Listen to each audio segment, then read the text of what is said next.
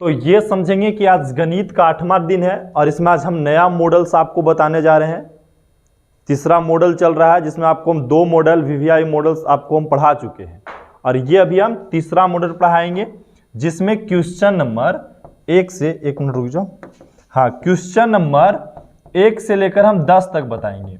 मतलब प्रतिदिन आपको हम जब सब्जेक्टिव शॉर्ट्स क्वेश्चन मतलब 2 अंकीय स्तरीय प्रश्न रहता है तो 10 को बताएंगे और 5 अंक वाला जो प्रश्न आता है वह उस दिन हम 6 प्रश्न बताते हैं। ठीक है, याद रखना है 6 प्रश्न और बाकी दिन 10-10 प्रश्न को डिस्कशन करेंगे। तो आज देखिए नया मॉडल में किस टाइप का प्रश्न दे रहा है, चलिए सोल्व करते हैं। और फर्स्ट क्वेश्चन जो है से इजी है, बहुत इजी।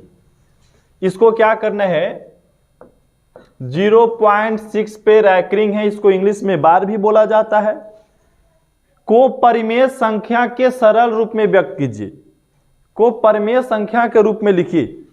तो हम यहां लिखेंगे माना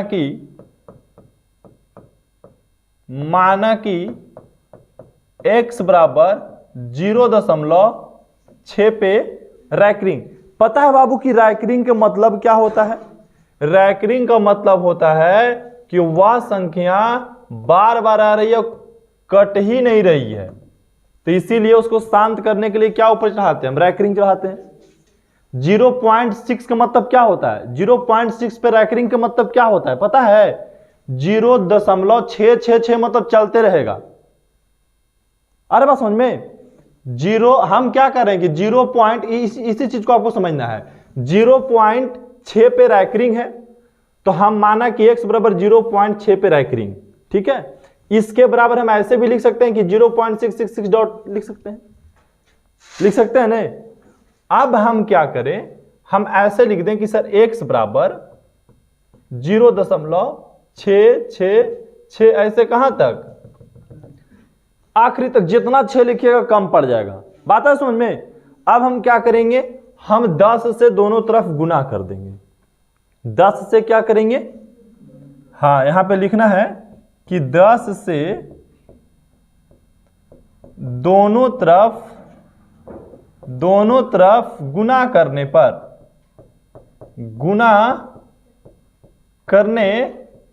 पर तो बताओ बुआ कि अगर हम दोनों तरफ क्या करेंगे, 10 से गुना करेंगे, क्या करेंगे, दोनों तरफ हम 10 से गुना करेंगे, तो बताइए दोनों तरफ अगर 10 से गुना करेंगे तो इधर तो हो जाएगा सर 10x, क्या हो जाएगा, और इधर क्या होगा, तो बोलेंगे सर 6 प्लस 0.66 हो जाएगा। ऐसे चलते रहेगा। बोलेंगे ये कैसे हो गया? तो बाबू कभी भी तुमको मान लेते सिर्फ आपको 0.6 में गुना करने के लिए 10 से कह दे तो क्या आएगा आंसर पता है? क्या आएगा? अरे 6 आवेगा। क्या आवेगा? 6 आवेगा। और 6 आएगा, कैसा आएगा, तो देखिए 6/10 और गुने 10 काट दिया तो 6 है ना जी। तो इसको हम अगर देखिए, अगर इसमें हम 10 से गुना किए तो 6 प्लस 0.66, अगर हम 100 से गुना करते तो 66.0066 चलते रहता। अगर 1000 से गुना करते तो 3 को 6 इधर कर लेते। आगे बात समझ में ना। अब हमको पता है कि सर 10x, इसको हम इक्वेशन क्यों ना फर्स्ट मान लेते हैं, इसको इक्वेशन समीकरण क्या मान लिए बाबू? फर्स्ट मान लिए थे। अब देखिए 6 प्लस हम इसका बराबर क्या रख सकते हैं, x रख सकते हैं। बोलेंगे सर x कहां से रख देंगे, तो बाबू 0.66 रैंकिंग 0.66 का मान कहां दिया हुआ, x ऊपर में मान लिए थे हम, तो उसके जगह पर x रख दिए। अब पूछेंगे x कहां से रखे थे, आप बता दीजिएगा। समीकरण 1 से। किसी को दिक्कत?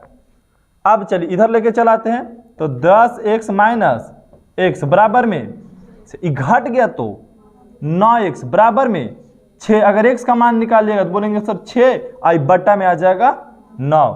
कितना से कट रहा है, 3 3 9 और 3 दूनी x का मान 2/3। तो ये परिमेय संख्या के रूप में चल आया। 3 से अगर आप 2 में भागा दीजिएगा तो आपको यही पता लगेगा। ठीक है, किसी को दिक्कत? इस टाइप का प्रश्न जैसे घर में 2 बार 4 बार 5 बार बनाइएगा तब एग्जाम में आएगा तो बनेगा। ठीक है, ऐसा नहीं कि हाँ एक बार टीचर, यहाँ देखो सारे तुम अभी समझा रहे हैं हमने, तो आपको बहुत अच्छा से सारा चीज समझ में आ जाएगा, लगा कि एग्जाम में आएगा तो नहीं छूटेगा, लेकिन एक ही दिन के बाद अगर हम एग्जाम लेंगे तो आप नहीं बना पाते हैं। इसमें क्या होता है, क्या है कि आप सिर्फ उतारते हैं, समझने के बाद मैथ कहता है कि घर में जाके 2-4 मैथ इस पे आधारित बनाइए, तब मैथ आपके अंडर में रहेगा। ठीक है, HCF 306 और 657 बराबर 9 दिया हुआ है। LCM 306 और 657 का हमको ज्ञात करना है, तो इसके लिए सबसे पहले शब्द लिखना है कि हम जानते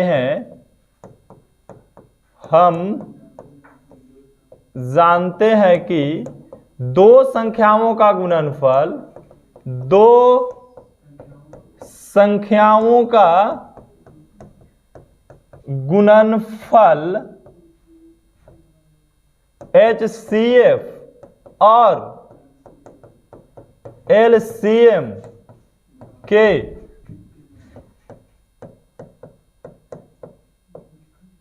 गुणनफल के बराबर होता है, के बराबर होता है, के बराबर होता है।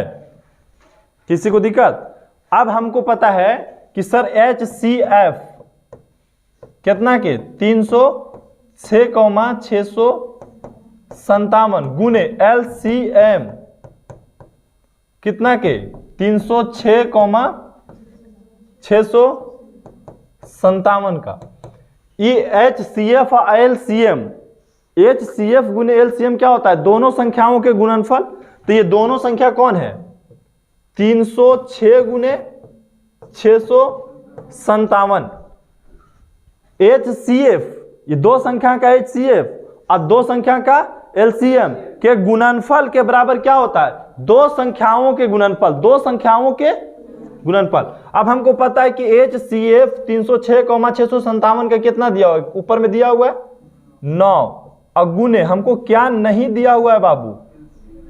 LCM नहीं दिया हुआ है किसका? 306 और 657 बराबर में 306 गुने 657। बोलिए किसी को दिक्कत है? यहां पे इसको यहां पे लिख देते हैं सजा करके।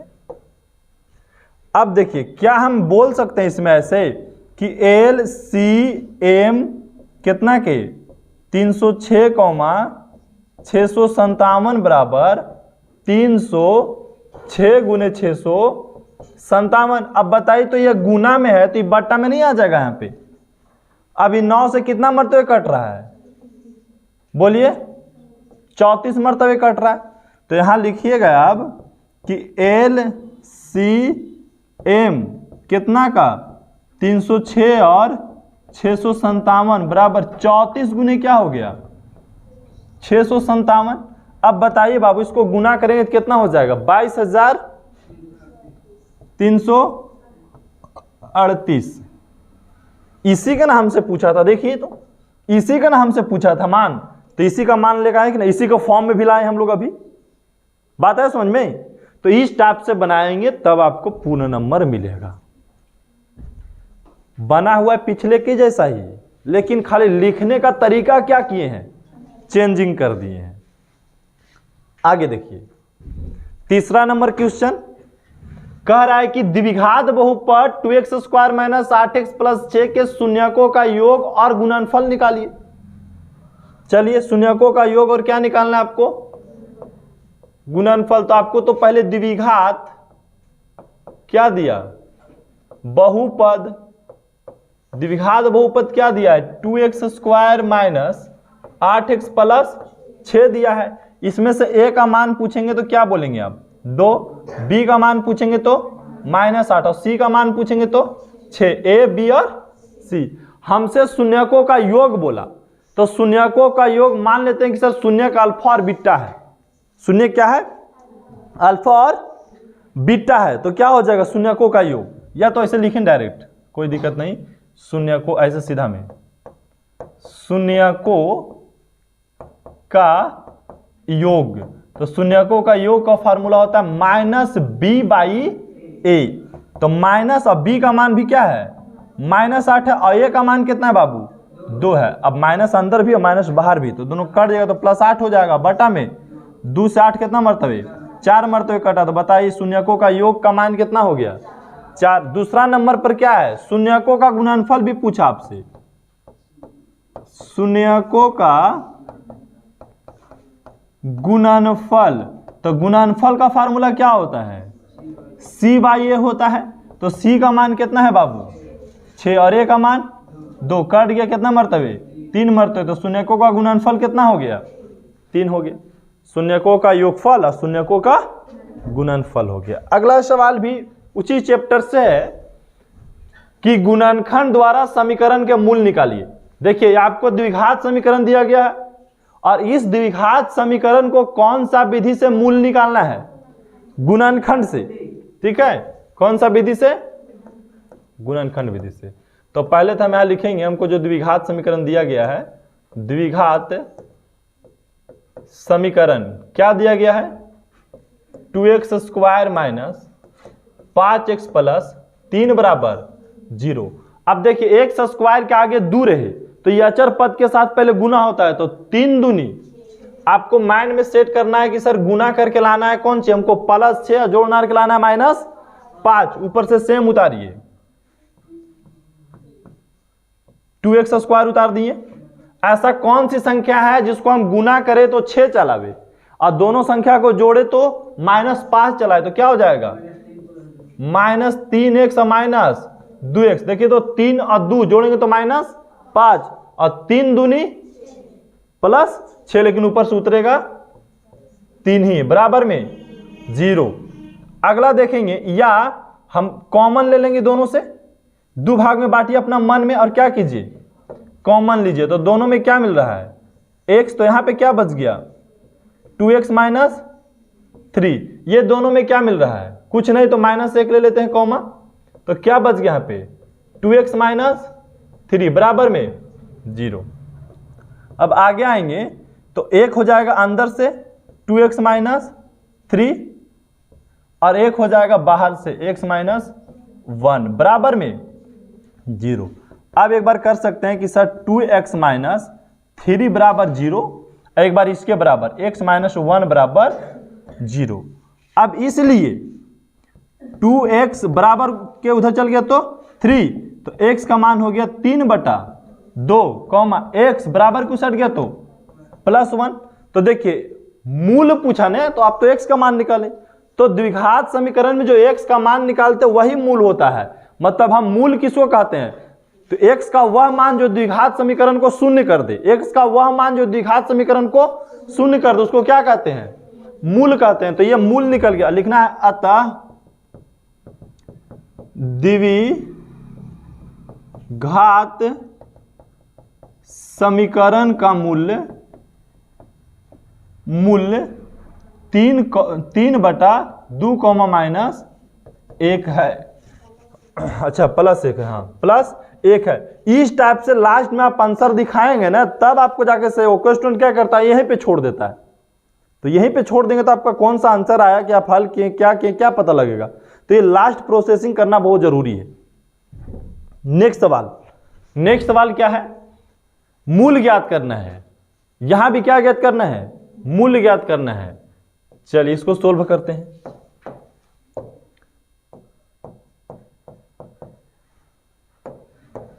क्या है बाबू 1/x + 4 - 1 ऐसा करते हैं, इसको हम भिन्न के घटाव बना लेते हैं।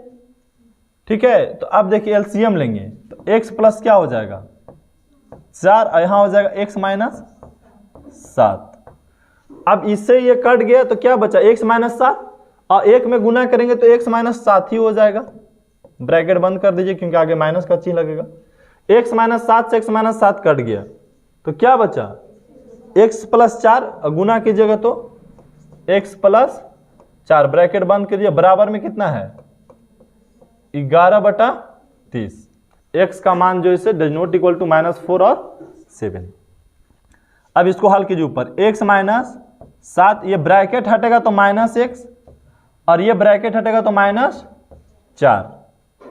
अब बटा में नीचे गुना करेंगे ना आप, तो क्या हो जाएगा x² इससे गुना करेंगे तो -7x। तो x तो ये दोनों के साथ गुना हो गया, तो कौन बच गया 4, तो 4x में गुना करेंगे तो +4x, यहां से 7 चौको -28 बराबर में 11/30। आपको यहां गुना करने के लिए पता है ना। चलिए आगे सवाल देखेंगे। बाबू x से x तो ये प्लस माइनस कट गया, तो 7 और 4 माइनस कितना हो गया 11 बटा में x², ये घट जाएगा तो -3x -28 अब बराबर 11/30। चाहे तो आप ऊपर से ऊपर भी काट सकते हो, 11 से 11 काट जाएगा, लेकिन माइनस यहाँ 1 बचल रहेगा। तब तिरछा तिरछी गुना करेंगे तो इसके साथ गुना करेंगे तो क्या होगा x² -3x -28, और इसके साथ गुना करेंगे तो माइनस कितना हो जाएगा 30। अब सबको इधर लेकर चले आइए, +30 हो जाएगा। अब बराबर में क्या बचा 0 बच रहा है। किसी को दिक्कत आ रहा बात समझ में? अब यहां पे बनाते जगह नहीं है, चलिए एक स्टेप और यहां पे बन जाएगा। अब क्या करेंगे घटाइए यहां पे आप, तो कितना हो जाएगा +2 बराबर में 0। अब x का मान निकालना है आपको, क्योंकि मूल ज्ञात करना है, तो यहां से आप द्विघात समीकरण भी यूज कर सकते हैं, सॉरी द्विघात सूत्र भी यूज कर सकते हैं, और क्या चीज गुणनखंड भी। तो हम तो गुणनखंड करेंगे यूज इसमें, गुना करके लाना है 2, जोड़ना करके लाना है 3, कितना होगा बोलिए बोलिए।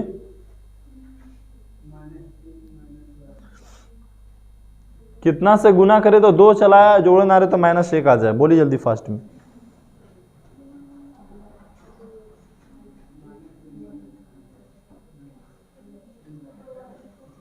या तो यहां से और था, अगर यहां से हम नहीं भी हटाते तो भी बन जाता, लेकिन अब हटा दिए तो हट गया, कोई उपाय है नहीं। क्या होगा -2 और -1 हो तो जाता है यहाँ पे, -2x और -1x जोड़ेंगे तो -3, और गुना करेंगे तो +2 नहीं हो जाएगा, अब बराबर में 0।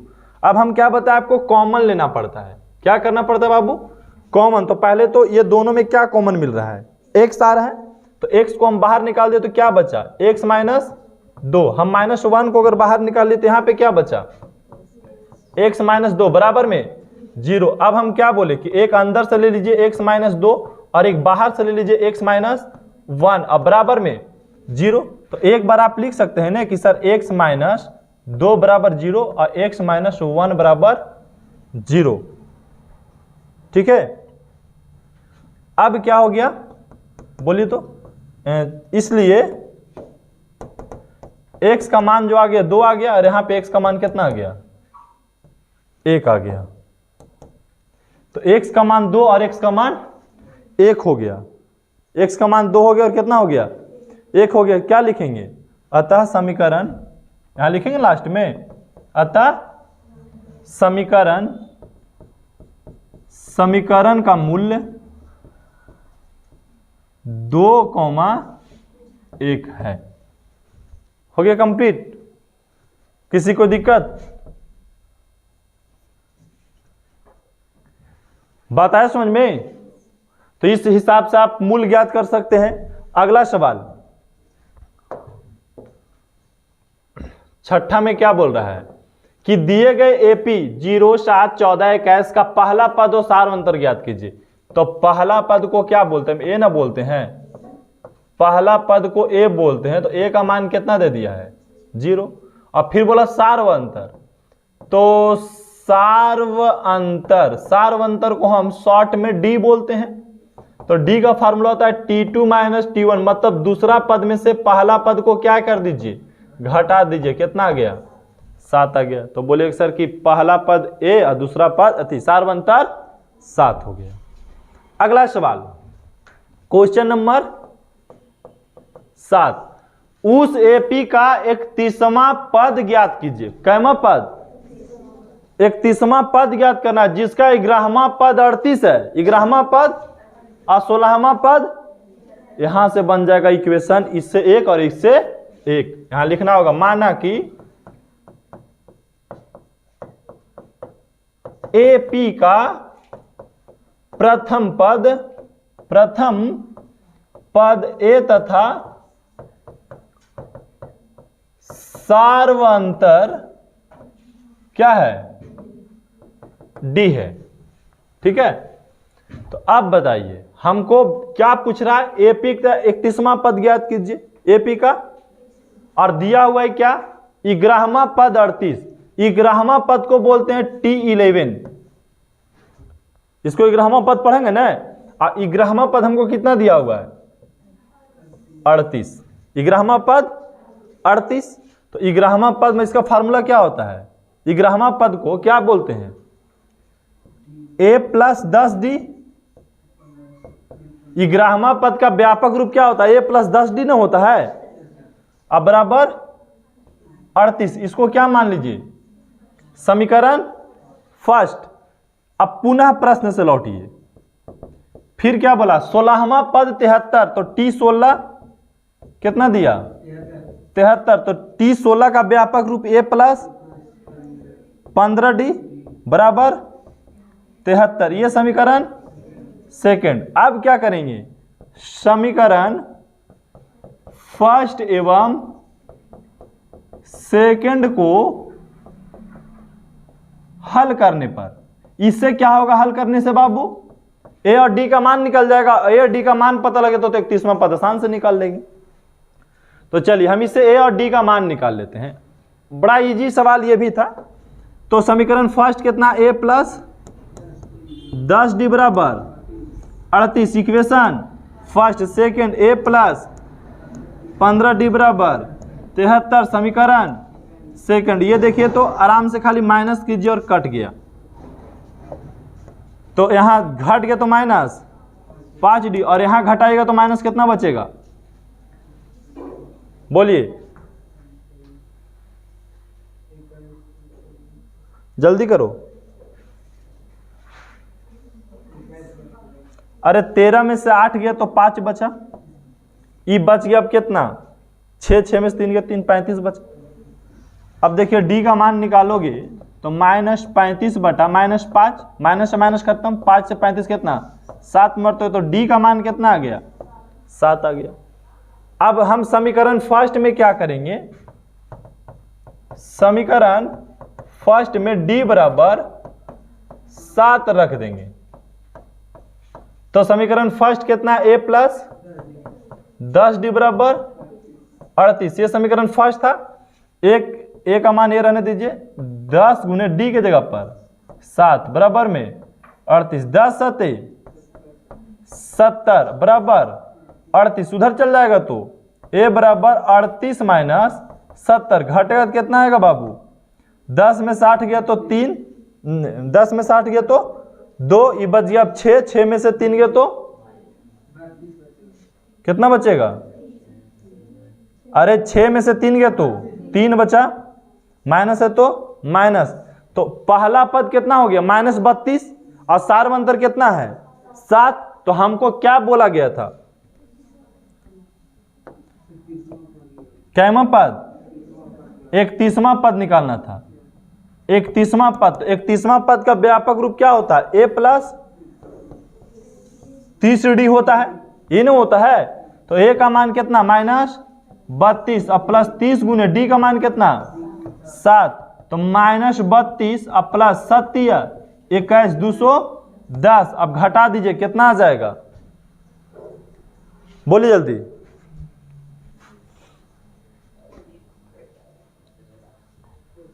अरे 32 चल जाएगा 210 में से, तो कितना बचेगा,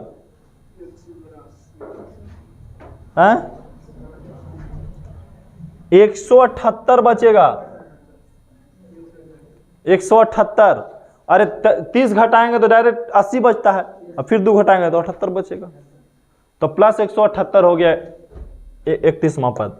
अगला सवाल देखेंगे, कह रहा है दी गई आकृति एल ई ज्ञात कीजिए। क्या निकालना आपको, एल ई। देखिए ये वाला, जबकि आगे प्रश्न में दिया होगा कि एल एम समांतर एफ जी, एल एम समांतर कौन है, एफ जी। अभी इसका समांतर का मतलब क्या होता है कि ये भुजा और ये भुजा बराबर हो जाएगा। चलिए तो हम यहां से लिखेंगे सबका मान, पहले मान क्या दिया हुआ है, हमको एल ई ना, चलिए एल ई हमको निकालना है। ठीक है, आगे क्या दिया हो गया है, एल एफ बराबर 7.2 सेमी। चलिए आगे एम ई बराबर 1.8 सेमी और जी एम बराबर 5.4 सेमी। ठीक है, परिमेय से आते हैं कि एल ई बटा एल एफ बराबर एम ई बटा जी एम। ये बराबर क्यों हुआ, क्योंकि एल एम समांतर क्या है, एफ जी है, इसीलिए ये बराबर हो गया। तो इसका मान तो दिया हुआ नहीं है, एल ई का मान है नहीं, एल एफ का मान कितना है 7.2 सेमी। चलिए यहां से लिखिए डायरेक्ट, अब बराबर है बराबर, इसका मान 1.8 सेमी। चलिए नीचे इसका मान 5.4 सेमी। पहले तो आप सेमी से सेमी को काट दीजिए, अब पॉइंट के बाद इधर भी एक अंक, पॉइंट के बाद इधर भी एक अंक है, तो आप पॉइंट से पॉइंट भी काट सकते हैं। तो इधर ऊपर 18, नीचे कितना है 54, 18 तिया 54, 3 मरतबे कट गया। अब 3 और इसमें तिरछा तिरछी गुना करेंगे तो क्या आ जाएगा, बोलिए क्या आ जाएगा बाबू, 3L E बराबर, यहां से गुना करेंगे तो 7.2 सेमी। अब ये 3 को बटा में लेके चल आए तो एल ई का मान 7.2 सेमी, अब बटा में कितना हो जाएगा बाबू 3 से भागा दे, जिसको भागा नहीं देना आता है यहाँ पे देख लो, हमको 7.2 में भागा देना है। तो यहाँ 3 दूनी 6, ऊपर से आया एक पॉइंट वाला अंक उतरा तो यहाँ पे पॉइंट लग गया। ठीक है, 4 तिया 12, मतलब 2.4 सेमी हो गया। हमसे किसका मान पूछा था, एल ई का मान, तो एल ई का मान कितना हो गया 2.4 सेमी। चलिए नेक्स्ट सवाल, क्वेश्चन नंबर 9।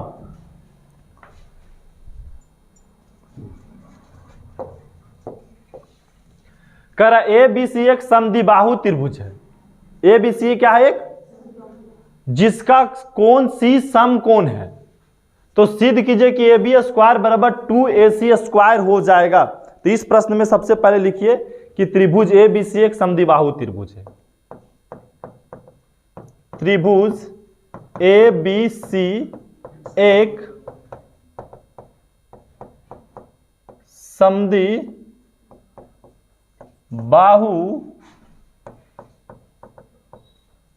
त्रिभुज है, जिसका, यहां और नीचे लिखे अभी, जिसका सी कोण जो है वह क्या है, समकोण है, समकोण है। तो सबसे पहले तो आप समकोण त्रिभुज बनाइए, यह बन गया समकोण समद्विबाहु त्रिभुज। समद्विबाहु त्रिभुज में क्या होता है, समकोण वाला भुजा बराबर होता है। समद्विबाहु का मतलब ये दोनों भुजा हो जाएगा कौन सी, बराबर। और बोला कि सी जो है समकोण है, तो समकोण तो ये वाला है, ये नहीं 90 डिग्री है, इसका मान क्या दे दिया सी है। तो अब ये क्या हो जाएगा, ए हो जाएगा, और ये क्या हो जाएगा बी हो जाएगा, ए बी सी। अब हमको सिद्ध क्या करना है, तो सिद्ध करना है, सिद्ध करना है ए बी स्क्वायर बराबर 2AC, हाँ ना 2AC, यही ना प्रूव करके लाना है, हाँ 2AC स्क्वायर, ये प्रूव करके लाना है। चलिए अब इसको हम प्रूव करते हैं, कुछ नहीं करना है, जो प्रश्न में दिया हुआ है हम बोलेंगे कि सर AC बराबर BC, ये दोनों आपस में क्या है, बराबर है। क्यों बराबर है, क्योंकि त्रिभुज समद्विबाहु है, ये त्रिभुज क्या है, समद्विबाहु है। ठीक इसके सामने वाला कोण क्या होता है, 90 भुजा, कौन बोल रहे हैं, 90 डिग्री के सामने वाले जो भुजा होते हैं वो सबसे बड़ा होता है। तो सबसे बड़ा का स्क्वायर कर दीजिए, उसके बराबर कौन हो जाएगा AC स्क्वायर प्लस BC का स्क्वायर हो जाएगा। अब हमको AB स्क्वायर बराबर, हमको AC लाना है तो AC को रहने दीजिए, हमको BC का मान क्या दिया हुआ है, BC का मान AC दिया हुआ है, BC का मान हमको क्या दिया हुआ है AC, तो क्या हम यहाँ AC रख सकते हैं, तो स्क्वायर हो गया। अब देखिए दोनों का जोड़ दीजिए, क्या हो जाएगा 2AC स्क्वायर हो जाएगा। यही प्रूव्ड करके लाना था, आ गया प्रूव्ड होकर के। ठीक है, अगला सवाल, और ये आखिरी सवाल आज का है और सबसे इजी सवाल भी बोल सकते हैं आज का ये है, क्योंकि दो बिंदुओं की बीच की दूरी निकालनी है, जबकि उसमें से एक बिंदु आपको क्या है, मूल बिंदु है। तो मूल बिंदु वाला भी दूरी सूत्र लगा सकते हैं, लेकिन यहां पे दोनों बिंदु की चर्चा किया तो हम मान लेंगे कि एक बिंदु A है और दूसरा बिंदु B है, और ये दिया हुआ है 0,0 और ये दिया हुआ है 36,15। ठीक है, यहां पे लिखना है कि सर A का निर्देशांक हमको दिया हुआ है, A का निर्देशांक हमको दिया हुआ है 0,0 और यहीं पे हमको B का निर्देशांक दिया हुआ है, क्या दिया हुआ है बाबू, B का निर्देशांक है 36,15। यहां से बोलेंगे सर x1 का जो मान है वो 0 हो गया और यहां x2 का मान हो गया 36, y1 का मान 0 और y2 का मान 15, कॉमा दे देना बीच में। हमसे पूछा दोनों बिंदुओं के बीच की दूरी, मतलब AB निकालनी है, तो AB का फॉर्मूला होता है under root x2 minus x1 का whole square plus y2 minus y1 का होल स्क्वायर। अब बताइए तो x2 का मान क्या है 36, x1 का मान का होल स्क्वायर, y2 का मान 15, y1 का मान 0 का होल स्क्वायर। अब बताइए 36 में से 0 चल जाएगा तो 36 ही बचेगा, अब 15 में से 0 जाएगा तो 15। अब 36 का स्क्वायर कितना होता है, 36 गुने 36 कर देंगे तो कितना आ जाएगा बोलिए, 1296 और 15 का स्क्वायर 225, अब दोनों को जोड़ दीजिए तो कितना हो जाएगा,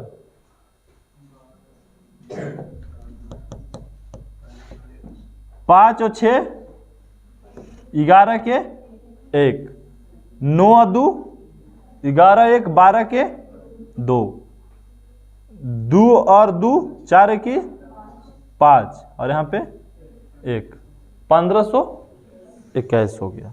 अब 1521 का वर्गमूल निकालेगा तो कितना आ जाएगा, 39 आ जाएगा। कितना आ जाएगा 39, यही आंसर हो गया। ठीक है, 40 का होता है ना 1600 जी, अरे 40 का वर्गमूल कितना होता है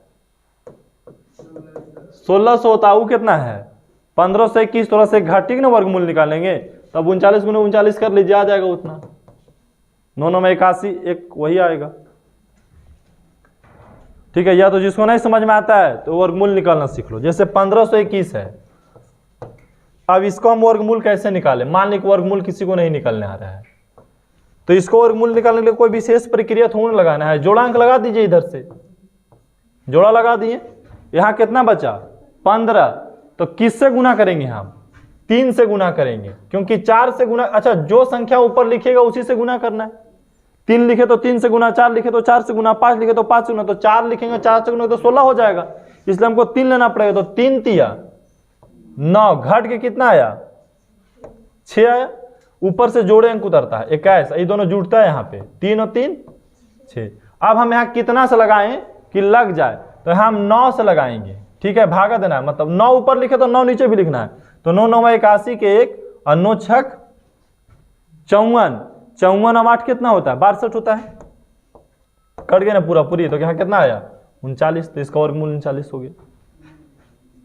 ठीक है, या जिसको नहीं समझ में आता है गुणनखंड विधि से भी निकाल सकते हैं आप, गुणनखंड तोड़ करके भी। तो ये था वर्गमूल निकालने का भी विधि। जिसको वर्गमूल नहीं निकालना आता है, ये भाग विधि होता है वर्गमूल का, इसको बोलते हैं भाग विधि। समझ गए, अब बाकी प्रश्न आपको क्लियर करने हैं। चलो बंद करो सब।